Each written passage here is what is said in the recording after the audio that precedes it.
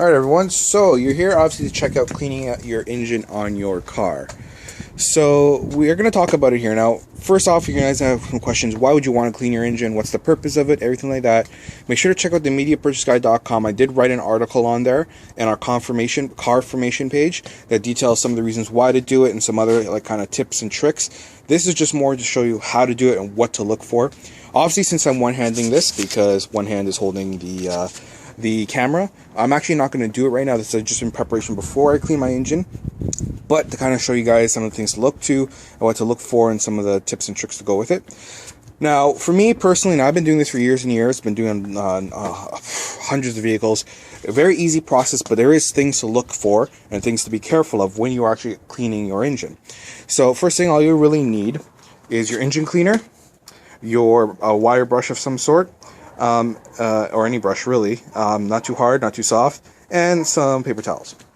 So when you're actually going in here and you're going to clean your engine, the first thing to notice, especially for example you Grand Prix owners, you'll know that you'll want to take this off and clean underneath there. You know, I normally do that separately. I'll take that off, kind of clean underneath there first. Let's put that back on, and then I'll go and clean the rest of it, including the top cover and everything like that. If you do have a car with a similar kind of cover, you'll want to make sure to take care of that as well. Other thing to note on here is when you're doing it, make sure it's a day that you can try and wash your car afterwards. You will get overspray, and while I've never actually experienced any of this stuff that is truly kind of corrosive in this engine cleaner. By the way, if you want to know about different types of engine cleaners, just 3 kind of main types, make sure to check that article. It does tell you about the different types on there and what to use. But back to the point here, I've never seen any that's really kind of truly corrosive. However, you don't want to damage your paint. You don't want something over time that's going to ruin it. So you want to make sure that if you do it on a day, you do it before you actually go and wash your car or anything like that. So if there's any overspray, you can wash it off. In the event that even if you don't wash your car and you just leave it and it doesn't do anything, it looks terrible after. It sprays on up on the windshield, all sorts of stuff. So you want to just make sure you can keep everything all nice and clean. Also, make sure the engine is cool, has been running, anything like that. Of course, you don't want any cold water or cool water falling on hot components. That can do damage as well. And although I personally haven't done it for a long time now, I've been doing it for a long time, make sure to cover all your electrical components. You know, cover your coil packs, cover your alternator. I just take a little, again, some of those paper towels, or grab a cloth, which is more efficient, throw that on there, just cover it over, and make sure you do that as well. Cover any electrical components that can risk water getting in there.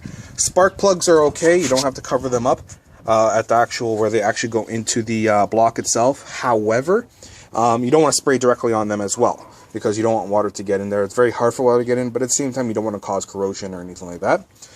And then after that, you just kind of go with, oh, by the way, if you have an older car and you have a carburetor or anything like that, or you have an exposed intake, you have, your, you move the air box and you've got an air take on there, cover your filter, cover your intake on your carburetor, make sure you take care of that as well. You don't want water getting in, bad news for the engine afterwards. So once all that's done, give your car, your engine a kind of a nice kind of spray down.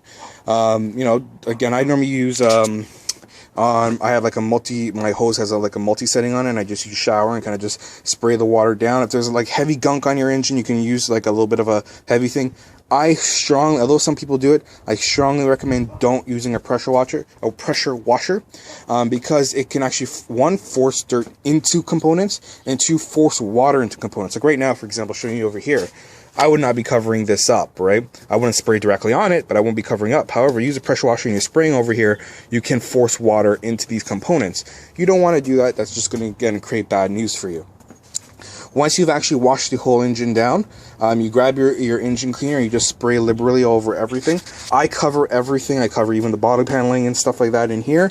I've, again, never encountered a problem with an engine degreaser that's actually gone in and damaged anything in here, but when you spray it on, you don't want to keep it on forever at the same time either, right? I don't take a couple minutes. You spray it on, you're all good to go.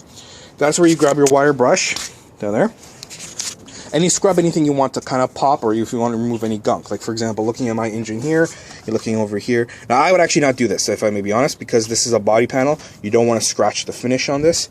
But looking around here, somewhere over here, you see I got some gunk in here. I'd clean up. Going over in here, never do your hose.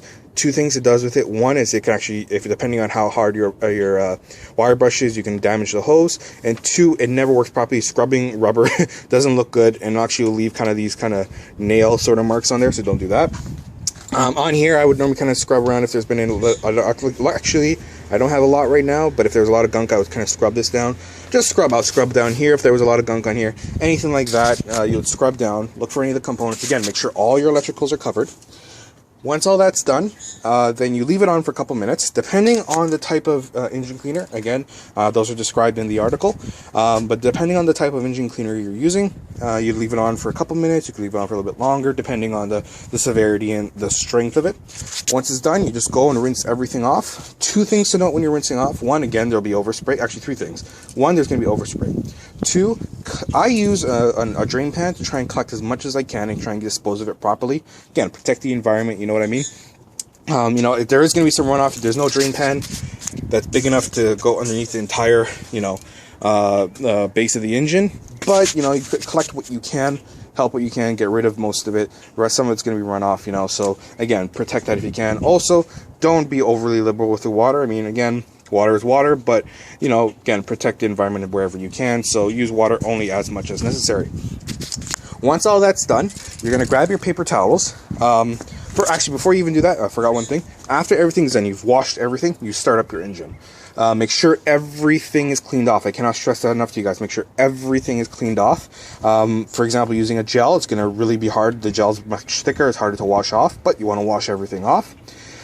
Once everything is done on there, you start your engine up. You may hear a little bit of squeaks. The belt, if it got water in the belt, it's going to wing a little bit. Perfectly normal. You're going to see smoke. Perfectly normal. As the exhaust heats up, it's going to burn off any moisture that's on there as well. So again, that's all perfectly normal stuff. But be observant, watch it, listen for anything unusual. You know, don't go unattended. Just make sure you keep an eye on it. Maybe at that point, that's where you start getting ready to wash your car, get your stuff ready, all that sort of stuff. But yeah, get all that done. Now, as it dries up, you're going to notice pools could be collecting. You don't want to leave that either.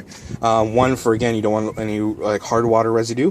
Also, at the same time, too, you don't want to kind of stain everything. If you leave hard water, or even if you have soft water, whatever you're using, you know, it could leave like water spots or anything like that. So I just go with a couple of paper towels and just, you know, dab up wherever I can. You know, dab here. I know for Grand Prix owners, you'll get a big kind of collection of water right over here. Dab all that up. All sorts of stuff like that. Let it run for a bit. It'll burn off most. Let the environment take care of the rest. And then away you go. That's it. All done. So that's kind of a takedown on the engine cleaning in and itself. Again, go check out the article. It has a lot of other tips in there as well. Stuff I didn't want to bother mentioning here. That's why it's written down over there. But other than that, I hope this video was helpful. I hope you guys go ahead and do it. It is something that's good and helps with the efficiency and so on. So yeah, make sure to check out the article and then give it a try yourself. If you have any questions, any concerns, you want to know about any clarifications or anything, leave comments below. Don't forget to like. Check out themeatpurchasguide.com for all sorts of other stuff, including reviews and everything like that as well. All right, guys, this is Nexus. Take care. Have a good one.